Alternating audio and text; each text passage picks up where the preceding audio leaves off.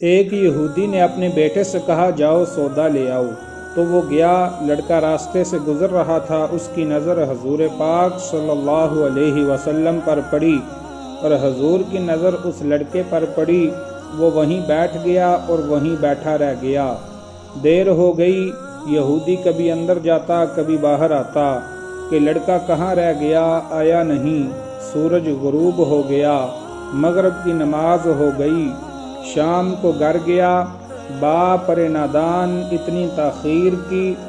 باپ بہت غصے میں کہ بڑا نادان اور پاگل ہے، میں نے کہا تھا جلدی آنا، تم اتنی دیر کر کے آئے ہو، اور تمہیں سودا لینے بھیجا تھا، تم خالی ہاتھ واپس آ گئے ہو۔ سودا کہاں ہے؟ سودا کہاں ہے؟ بیٹا بولا سودا تو میں خرید چکا ہوں۔ باپ کیا پاگل آدمی ہو تم، میں نے تجھے سودا لینے بھیجا تھا، سودا تمہارے پاس ہے نہیں، اور کہتا ہے خرید چکا ہوں۔ بیٹا کہتا ہے بابا یقین کریں سودا خرید آیا ہوں۔ باپ بولا تو دکھا کہاں ہے؟ بیٹے نے کہا کاش تیرے پاس وہ آنکھ ہوتی تو تجھے دکھاتا میرا سودا کیا ہے۔ میرے بابا میں تمہیں کیا بتاؤں میں کیا سودا خرید لایا ہوں۔ باپ نے بولا چل چھوڑ رہنے دے۔ وہ لڑکا روز نبی رحمت صلی اللہ علیہ وسلم کی خدمت میں بیٹھنے لگا۔ وہ یہودی کا اکلوتا بیٹا تھا، بہت پیارا تھا، اس لیے کچھ نہ کہا۔ کچھ دنوں بعد لڑکا بہت بیمار ہو گیا، کافی دن بیمار رہا، اتنا بیمار ہوا کہ کمزوری اتنی ہو گئی، کروٹ لینا مشکل ہو چکی تھی، اور پھر قریب المرگ ہو گیا۔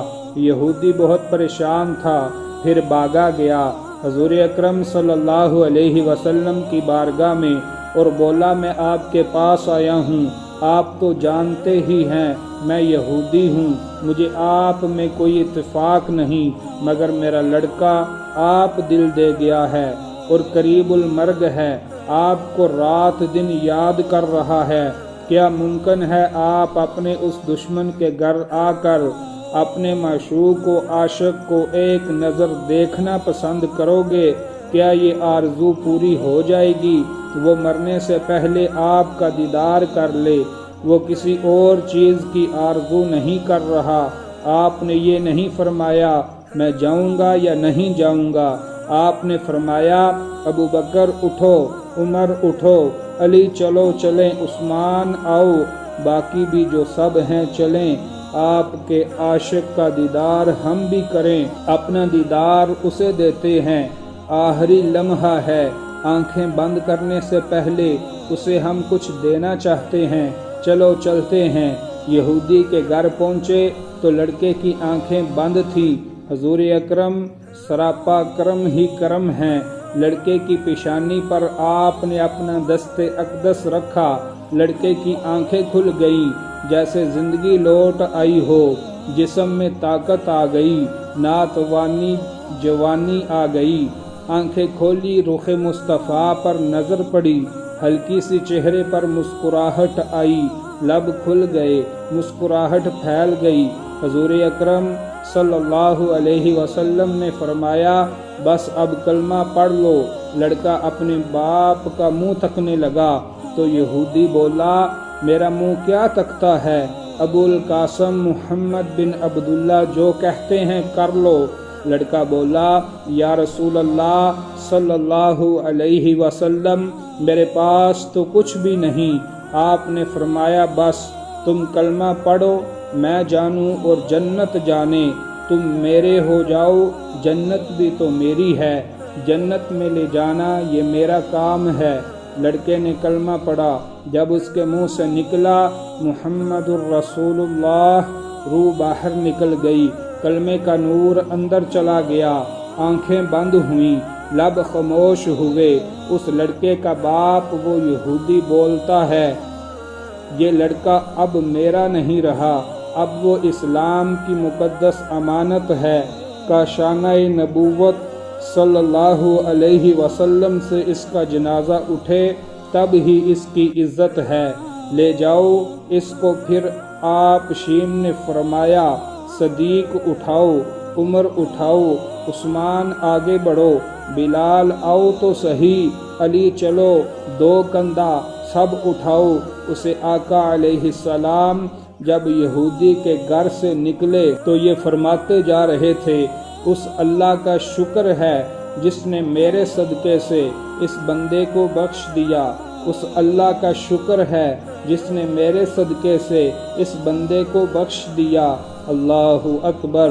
کیا مقام ہوگا اس عاشق کی میت کا جس کو علی، عثمان، ابو بکر صدیق، عمر بن خطاب، بلال حبشی جیسی مشہور شخصیات کندھا دے کر لے جا رہے ہوں، اور آگے آگے محمد مصطفیٰ صلی اللہ علیہ وسلم ہو۔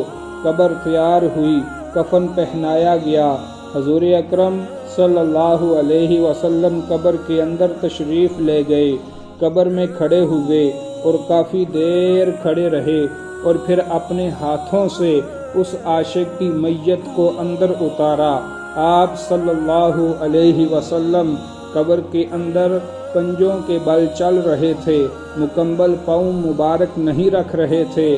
کافی دیر کے بعد آپ صلی اللہ علیہ وسلم قبر سے باہر آئے تو چہرے پر تھوڑی زردی چھائی ہوئی تھی، تھکن محسوس ہوئی۔ اللہ غنی! صحابہ اکرام پوچھتے ہیں، حضور یہ کیا ماجرا ہے؟ پہلے تو یہ بتائیے آپ نے قبر میں پاؤں مبارک مکمل کیوں نہیں رکھا؟ آپ پنجوں کے بل کیوں چلتے رہے؟ تو کریم آقا صلی اللہ علیہ وسلم نے فرمایا، قبر کے اندر بے پناہ فرشتے آئے ہوئے تھے، اس لیے مجھے جہاں جگہ ملتی تھی میں پنجہ ہی رکھ دیتا تھا، پاؤں رکھنے کی جگہ نہیں تھی۔ میں نہیں چاہتا تھا کسی فرشتے کے پاؤں پر میرا پاؤں آ جائے۔ پھر صحابہ نے پوچھا، آپ صلی اللہ علیہ وسلم قبر کے اندر کیوں گئے؟ ہمیں کہتے ہم چلے جاتے۔ سبحان اللہ! خوبصورت جواب دیا کہ میں نے اس لڑکے کو بولا تھا نا تیری قبر کو جنت بناؤں گا، تو اب اسی قبر کو جنت بنانے قبر کے اندر چلا گیا تھا۔ تو پھر حضور اتنے تھکے ہوئے کیوں ہیں؟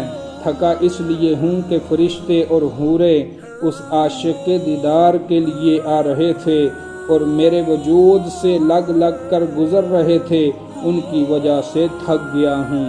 دوستو، اگر آپ کو یہ ویڈیو پسند آئی ہے تو نبی اکرم نور مجسم شفیع معظم صلی اللہ علیہ وسلم سے محبت کا ثبوت پیش کرتے ہوئے اس چینل کو سبسکرائب کر دیں تاکہ ہر نئی آنے والی ویڈیو آپ تک بر وقت پہنچ جائے اور آپ کے لیے صدقہ جاریہ بن جائے۔